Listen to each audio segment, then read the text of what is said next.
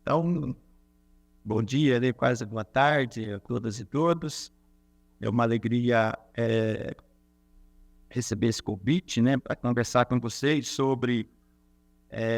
esse tema tão importante, que é água, sociedade e governança. Então, eu vou fazer uma fala, né, de onde estou. Sou o professor José Verimar Valadão, sou professor aqui do Departamento de Administração Pública da Universidade Federal de Lavras. Atuo aqui no âmbito dos programas, né, de pós-graduação em Administração Pública. Temos um mestrado profissional em Administração Pública, estrito sensu. Temos também um programa tradicional, que é o mestrado e doutorado em Administração, e dentro da Faculdade de Ciências Sociais Aplicadas, da nossa universidade, a UFLA Federal de Lavras. Muito bem. Primeiro, eu gostaria, né, em nome do Luiz Cláudio, né, que está aí na organização do evento, Luiz Cláudio, que é, né, sem medida, uma grande referência para nós, né, quando se fala em sustentabilidade, quando se fala em mobilização no âmbito de territórios, trabalhamos há algum tempo juntos. Então, uma alegria muito grande, né, o nome dele aí, cumprimentar a todas e todos e desejar aí um ótimo evento. Como, né, temos pouco tempo, eu gostaria mais, né, de enfatizar, né, alguns elementos, até para que a gente possa abrir o diálogo em médio prazo. Então, meu objetivo aqui, sem sombra de dúvida, é esse, considerando, né, o tempo que tem. Né, infelizmente, expliquei para o Luiz a minha impossibilidade, né, de estar presente. Então, primeiro eu gostaria de... né, tem pessoas na mesa aí, esse painel é o painel mais acadêmico, tem pessoas na mesa aí com mais propriedade, né, do que eu, né, para, né, falar, né, sobre, né, as grandes transformações, né, que a Terra, né, e nós, enquanto humanidade, né, sofremos aí ao longo, né, de dezenas de milhares de anos. Mas, sem sombra de dúvida, né, saímos, né, de uma visão mais naturalista da relação, né, homem-natureza. Se a gente pensar a presença do homem na natureza, principalmente aqui, né, no último período, né, do Pleistoceno, mas a gente, a partir daí, passa por grandes transformações, né, como foi, né, este período do Holoceno, e a grande, vamos dizer assim, competitividade que nós humanos passamos a ter, né, com esta relação com a natureza. E aí podemos falar do ponto de vista organizacional, que é mais a minha temática, mas também nas diversas esferas, né, e de interação, né, em relação ao e natureza. Mas, sem sombra de dúvida, né, o que nós temos é que nesses últimos, vamos dizer assim, 200 anos, temos um consenso hoje, que é o consenso, né, de um novo período, que é esse período do antropoceno. Eu digo consenso porque talvez a grande dúvida seja quando, né, efetivamente começou esse período, se nos últimos 50, 70 anos, ou se a partir da Evolução Industrial. Mas o que temos é que, ao olhar, né, seja por um período geológico, né, seja por um período da história humana, o que nós temos aqui nos últimos, principalmente, né, 200 anos, uma transformação gigantesca do ponto de vista de como vem se dando esta relação, interação homem-natureza, e os reflexos que isso tem, principalmente se a gente imaginar o reflexo que se tem do ponto de vista da água, hoje que nós temos aí, né, bilhões e bilhões de pessoas, né, que têm um acesso, né, muito restrito, limitado à questão da água. Nós tomamos aqui Latour, né, para, né, dizer que este período, né, que o que acontece nessa transformação humana, né, e que se dá com esse contexto, né, de modernidade, né, principalmente a partir dos 500 anos, principalmente no contexto que nestes quadrantes inferiores aqui, né, cada vez mais, né, esta relação natureza e sociedade, ela vai se distanciando, vamos dizer assim, de modo que nós, né, com o que temos, né, de mais ameaçador, mas também de mais extraordinário, que é, né, a nossa cultura, nós vamos cada vez mais sobrepondo cultura, né, sobre as demais culturas e principalmente sobre a natureza. Então, né, natureza, né, que vai sendo esse universalismo particular, vai cada vez mais tendo um acesso privilegiado à natureza e vai fazendo com que isso vai se distanciando cada vez mais desse polo natureza. E nós, né, advogamos, né, como advogava Bruno Latour, que é preciso pensar uma antropologia simétrica de modo que polos, natureza e sociedades se deem por vias, né, de mediação, né, pensar processos de mediação e não processos, né, de grandes exclusões e separações como ocorreram na modernidade. A gente não consegue avançar do ponto de vista de cuidar dos nossos maiores bens, dentre eles a relação com a natureza e principalmente, né, o papel, né, e o sentido, né, que a água tem nesse contexto. Então, tomando aqui emprestado, né, um artigo publicado agora recentemente pelo Ganoltz, que mostra, né, claramente como, né, é preciso, né, pensar em gestões integradas, principalmente pensar nesse contexto mundial e nacional de gestão integrada, né, de recursos hídricos, como é preciso pensar essa harmonização natureza e sociedade.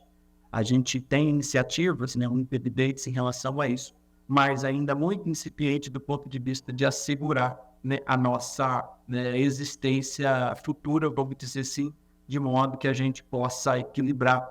né, esse crescimento, vamos dizer assim, da capacidade humana de produção, mas, ao mesmo tempo, continuar, do ponto de vista evolutivo, em relação à questão da natureza e do capital natural. Então, a gente pode, né, pensar que esses processos precisam, né, criar um processo de equilíbrio, de modo que nós não tenhamos essas grandes rupturas que esses 200 anos, como nós mostramos aqui nos gráficos, têm evidenciado, né? Nós temos contexto do mundo afora, né, de pensar a natureza integrada, né, com a sociedade. Eu tenho a minha família toda em Rondônia, né, me considero rondoniense, mas apesar de ser mineiro, tem uma cidade de Guajará-Mirim, Rondônia, né, que há pouco tempo agora, né, colocou regulares, que é um rio importante no município, como, né, o rio como um cidadão, né, guajará-mirense, né, dando a todos os rios todas as prerrogativas de direito, né, essa discussão, né, que está na literatura, que está no mundo todo em relação à natureza como sujeito de direitos, e isso, né, é uma forma de evidenciar, né, quebrar essa cisão natureza-sociedade que nós temos visto, né, recentemente. E a gente parte, então, né, do pressuposto, né, de que uma das grandes saídas para isso que nós temos é pensar, né, principalmente por meio, né, das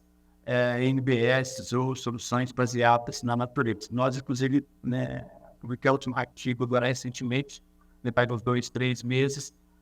evidenciando como que na literatura brasileira, infelizmente, essa moda, né, ainda não pegou, né, até porque, por isso a minha fala inicial, né, desse grande distanciamento que existe entre o nosso elemento fundamental, que é a nossa cultura, né, em relação a essa integração, a essa relação com a natureza. Então, né, sem essa integração natureza-sociedade, dificilmente a gente vai, né, fazer com que, né, o nosso maior patrimônio do ponto de vista da restauração, né, dos nossos bens primordiais, como a água, né, se tornarão, né, não serão efetivos. E aí pensamos que, dentre outras discussões que temos na literatura, atualmente, pensamos que soluções baseadas na natureza talvez seja uma grande, né, saída, né, de modo até mesmo nivelarmos, a nossa cultura em relação a essa interação com a natureza. Do ponto de vista, né, da governança, né, a gente pensa que as soluções baseadas na natureza produzem um processo, né, que integra, né, esses elementos primordiais como a água, né, a participação social e o envolvimento social, e principalmente, né, de estruturas, né, que advoga aí mais uma integração entre, né, esses grandes componentes, né, sociais e naturais, como pressupõe, né, as NBS e outras, né, soluções que têm sido, né, pensadas recentemente. Então, né, se a gente olhar, né, a literatura, principalmente de governança ambiental, a gente tem visto que é uma vasta literatura que tem sido, né, colocada,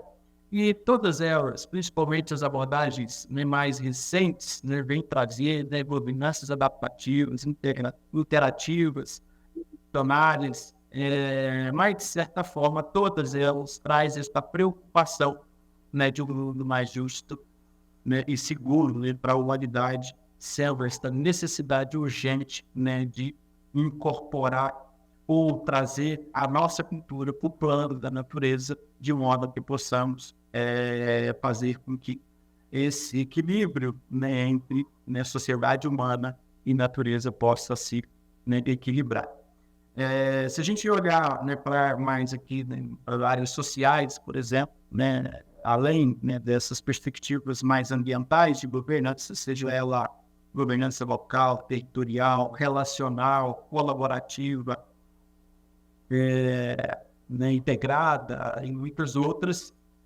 basicamente penso, né, que uma que tem ainda também, assim como NBS, ainda pouco sendo discutidas no Brasil, né, é a ideia de governança experimentalista. A pandemia evidenciou, né, como, né, a governança experimentalista ou, né, estas integrações que essas diversas abordagens de governança têm, né, todas elas trazem um caráter evidente que é o caráter da participação, do envolvimento da sociedade, mas, de certa forma, sem, né, dissociar ou sem distanciar desta relação, né, com, né, o Estado, com o poder público, com as instituições públicas. Então, pensamos em integrar, né, natureza e sociedade via, né, essas perspectivas de governanças locais, todas elas, né, que eu citei, né, integrativa, evolucionária, adaptativa,